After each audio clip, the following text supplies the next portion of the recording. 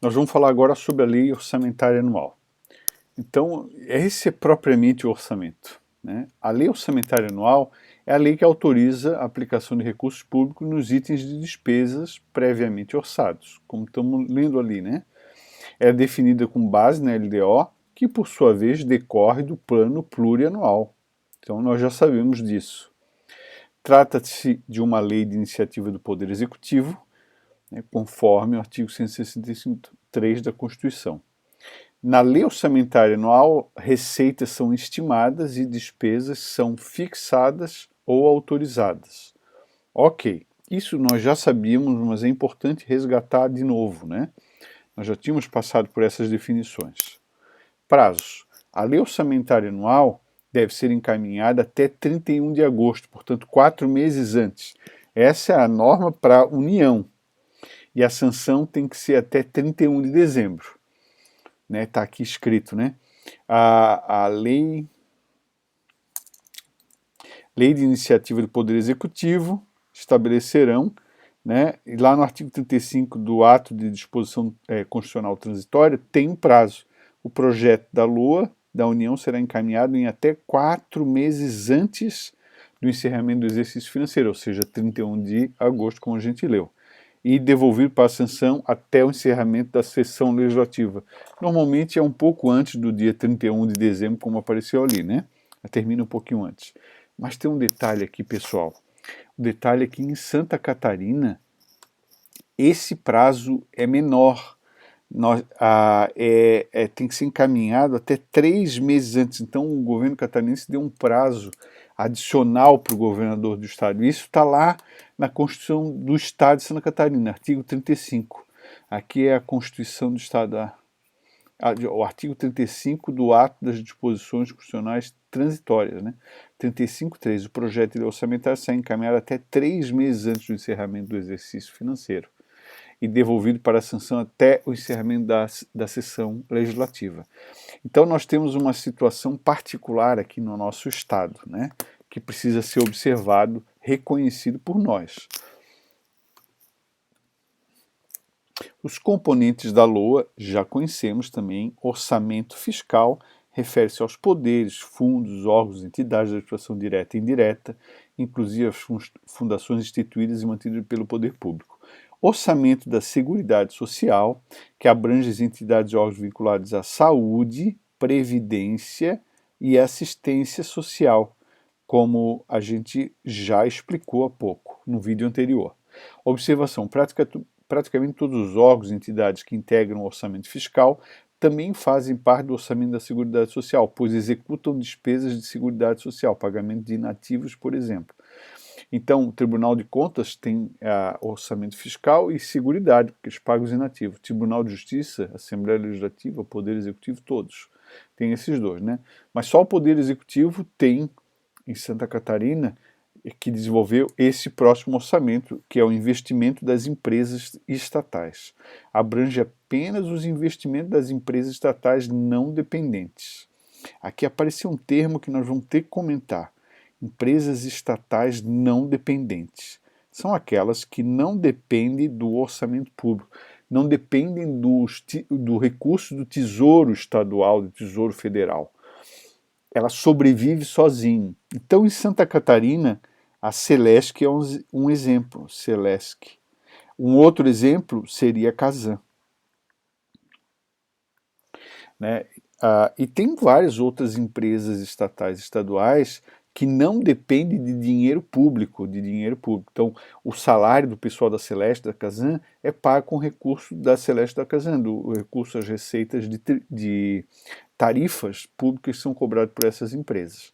Agora, por exemplo, nós temos no caso da capital de Santa Catarina, a Concap, que até pouco tempo era uma empresa estatal, mas ela era dependente da prefeitura, porque ela não conseguia pagar os salários. Então a prefeitura tinha que aportar recursos.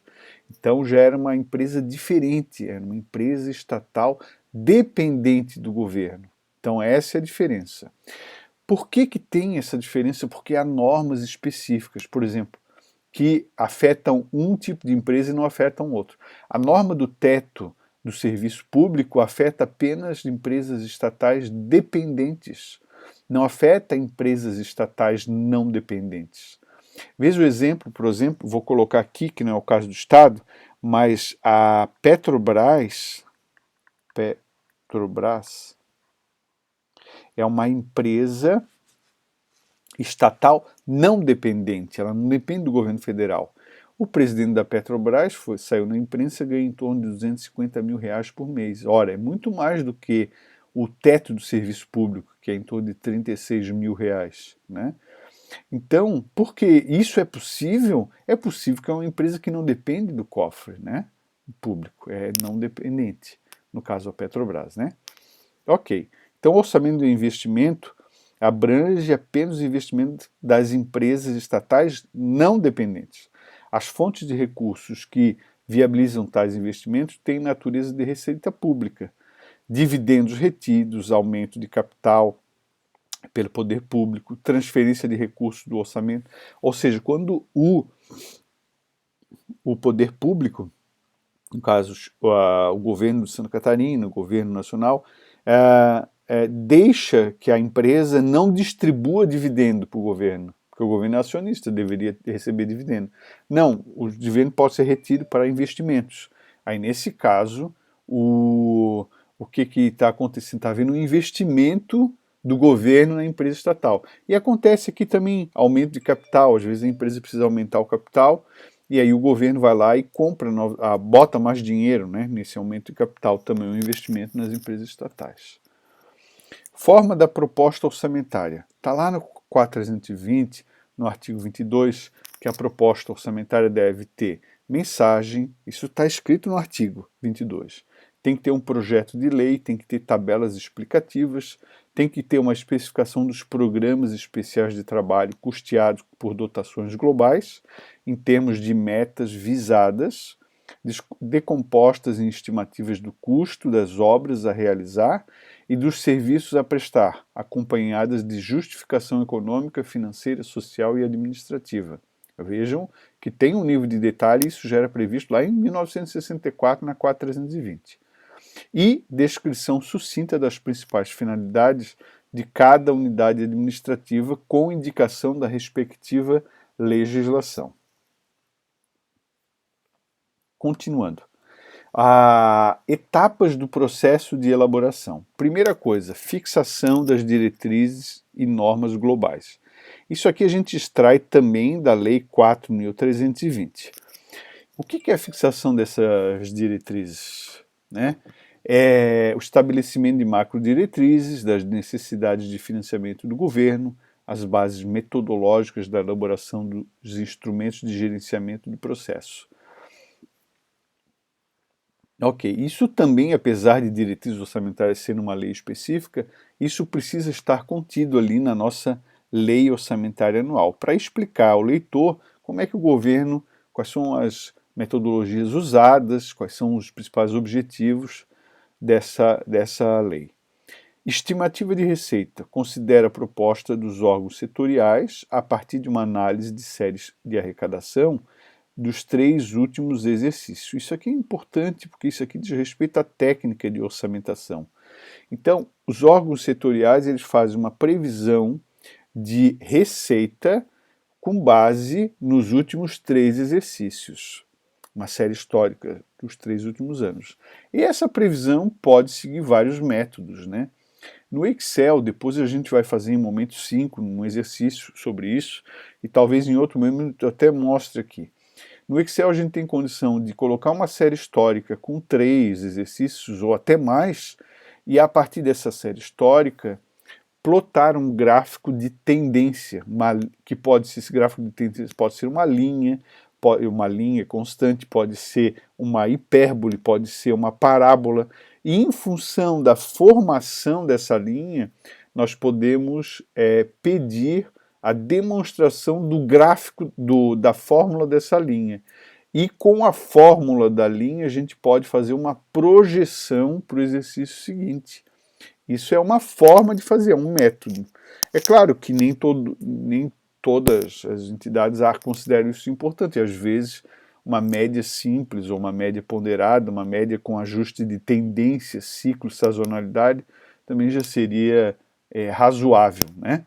Mas, assim como eu falei, usando a ferramenta de uma planilha eletrônica, você pode fazer um cálculo mais profissional, mais técnico. Bom, mais etapas. Então, falamos da estimativa de receita. Definição de limites é a próxima.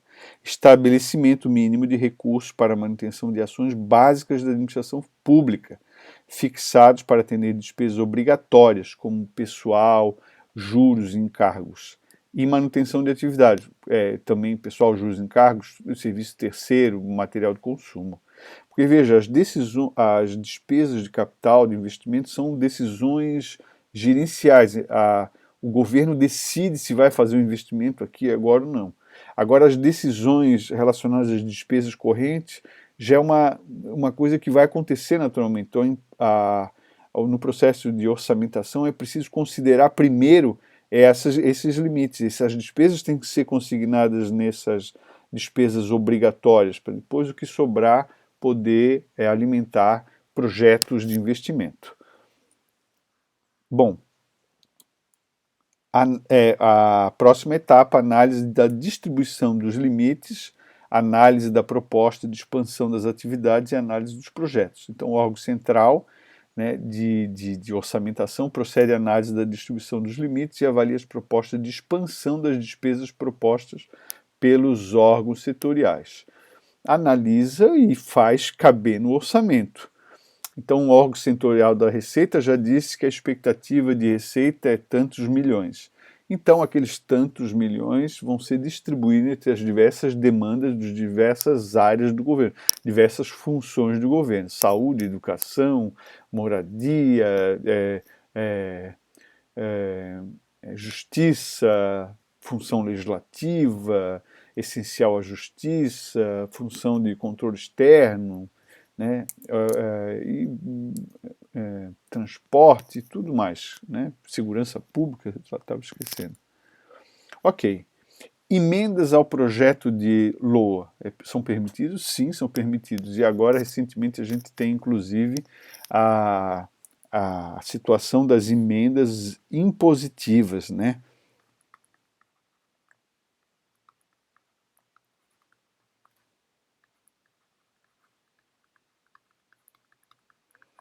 As emendas, em geral, não são impositivas.